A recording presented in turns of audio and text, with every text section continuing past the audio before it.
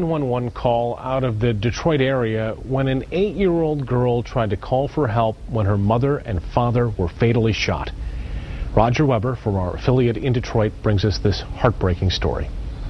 911, what's the problem? My mommy's in the basement, and I need emergency, and I need hello. Where at? But the 8-year-old girl doesn't know. Her father is dead. She tries to ask her mother, who is dying. Mommy, I'll tell you where we at. I'll tell you. I need. Let me speak to your mom. No, she's almost dead. Mommy, where are we at? Tell me, I got the police on the phone. Tell me. Mommy, tell me. Where are we at? The dispatcher tells the frantic girl to stop screaming and give her a location. Okay, put your mom on the phone if she's there. She's almost dead, please. Okay, you need. I can't help you without you helping me. Let me see who else in the house.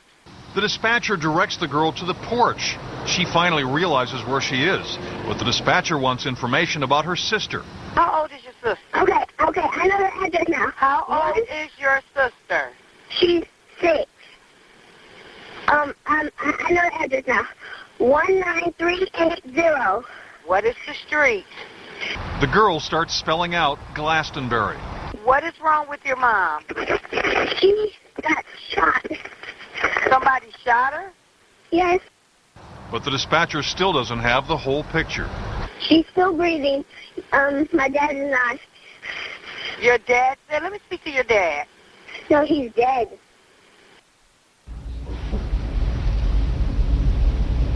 Detroit police are still looking for the suspect, Derek Smith, and another man that they believe was in the home at the time of the shooting. So this 8-year-old calls 911 and speaks to a dispatcher. And the little girl is trying to get help for her mom and her stepdad. And the dispatcher, I don't know what's going on here, but it looks like she needs more training.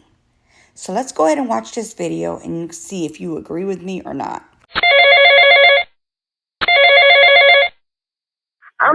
My mommy's in the basement, and I need emergency. My mommy's in the basement, and I need emergency, and I need hello. Where at? I'm at, and I'll go ask my mommy. Mommy, I'll tell you where we at. I'll tell you. I need. Let me speak to your mom. No, she's almost dead. Mommy, where are we at? Tell me, I got the police on the phone. Tell me. Mommy, tell me. Where we at? Where we at? What's your name? I said, I called 911. Where are we at? Where are we at? I was outside. Yeah, I'll tell them we are I'm outside and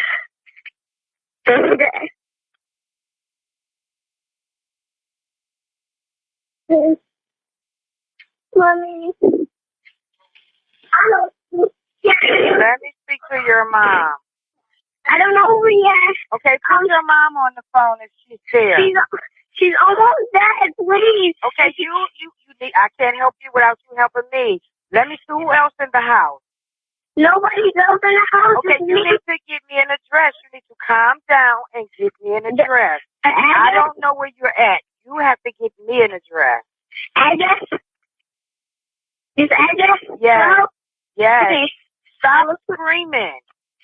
My mommy was dead. Okay, yes, ma'am. I need you to calm down and give me a location. Right. Please help me. You promise you will help me. I'm going to help you once you help me, okay? Go on the porch. Can you open up the door? No. Do you see any mail? No. I can tell you the address. What's the address?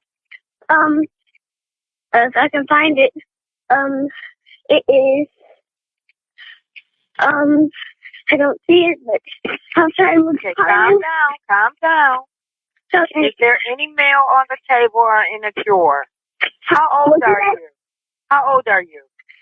I'm 8 years old. Do you see any mail on the table or any mail in the drawer? No. Do you But see any mail on your mom's dresser? My mom doesn't live here. Okay, you were just screaming at your mom. Who do you live with? Huh? Who do you live with? I live with my mother. Your Ma'am. mother? Yes, Okay. Look on her dresser. You just said your mom don't live there. Yeah, but I'm looking for everything, and I can't find anything. Please. She's almost dead. Okay, you need to calm down and find me something with an address. I can't help you without an address. Okay, I'll try to look outside again. But Open up the door and look at the porch, up on the porch. Open up the door. Look on the porch. Give me those numbers off your porch. All right. You said no one else is there. I hear someone in the back. Oh, that's my sister. Okay, I'm coming. how old is your sister? Okay, I know her address now. How old is your sister? She's 6. I know her address now. What is the street? I can tell you, this, but it's... You have to tell me the street. Okay, it's...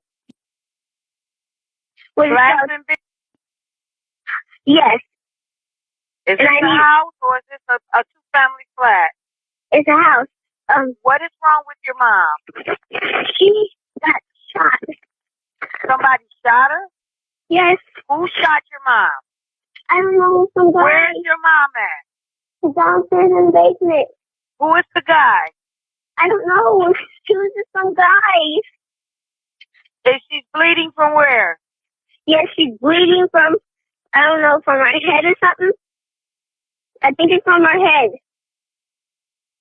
Okay, I request police and EMS. She's still breathing. My dad is not. Your dad said, let me speak to your dad. No, he's dead. My mom is still breathing. So your mom and dad was shot? Yes. When an 8-year-old girl called 911 in a panic, she desperately wanted someone to save her mother's life. Though most dispatchers quickly spring into action, on this night, when every second counted, a little girl was made to wait 4 minutes before help would even be sent her way.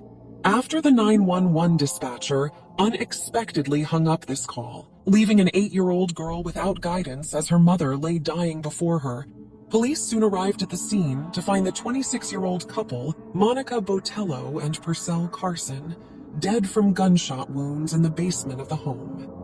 The only remaining people in the house were the brave little girl who made the phone call and her 6-year-old sister. They were found upstairs, with the 8-year-old consoling her younger sibling, displaying courage, much like she had just done during the 911 call. Her desperate and heartbreaking pleas to the operator were not enough to save the girl's mother, so with police now at the scene of the crime, the best anyone could hope for was justice.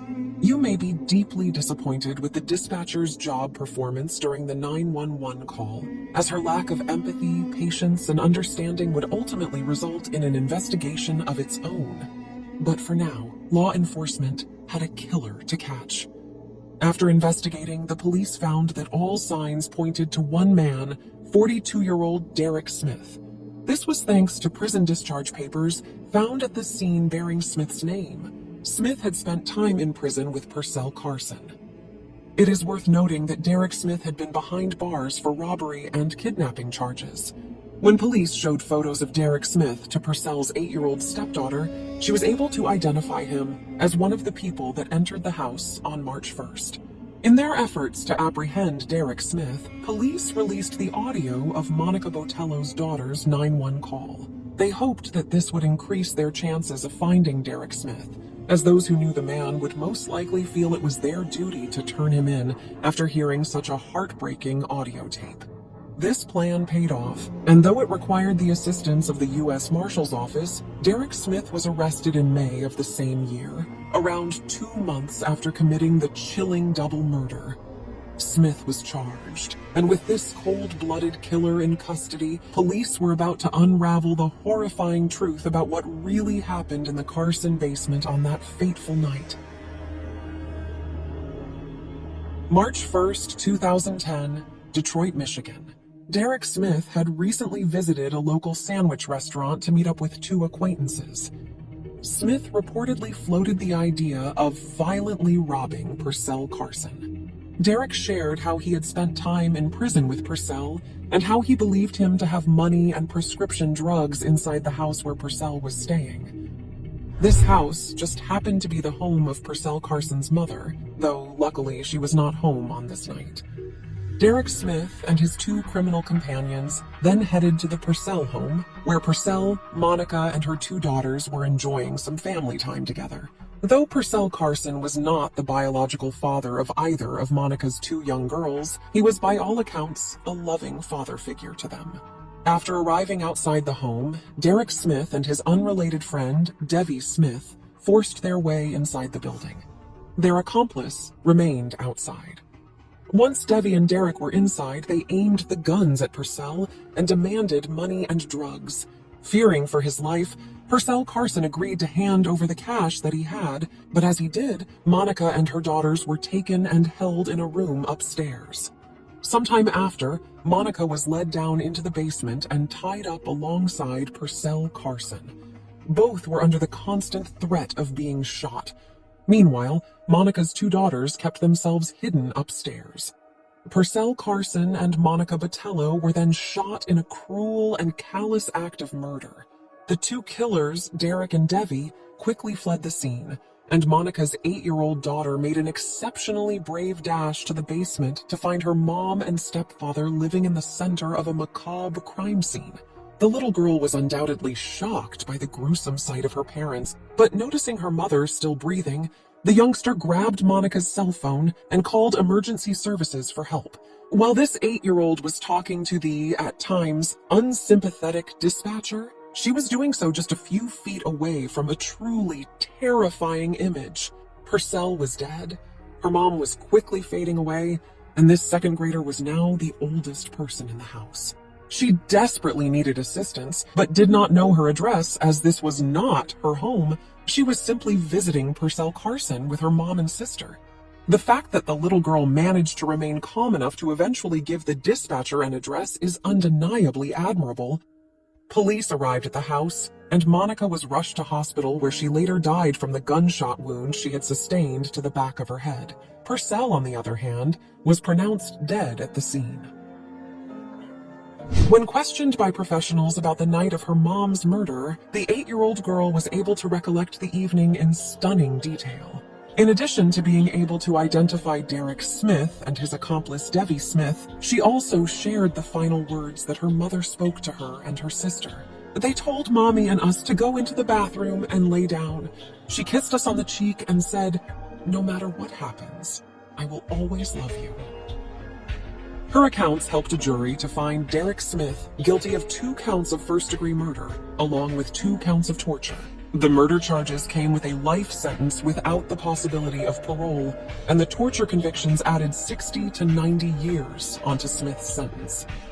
Derek's accomplice, Debbie Smith, managed to evade law enforcement for almost 6 months, but was eventually apprehended and charged with 2 counts of first-degree murder, 2 counts of torture, and a felony firearm conviction. Like Derek Smith, Debbie received a life sentence without the possibility of parole, with an additional 23 to 50 years for the torture charge and an additional 2 years for the firearm charge. As for the dispatcher and her performance during Monica Botello's daughter's 911 call, she was subjected to investigation, and authorities declared that her demeanor was lacking in some areas and that she should have placed more emphasis on getting an emergency vehicle to the Carson residence.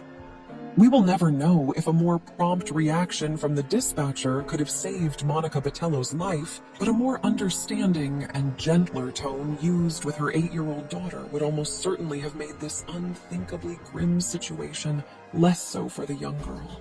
Monica's daughters may have survived, though this senseless killing robbed them of their parents and their chances of a normal life.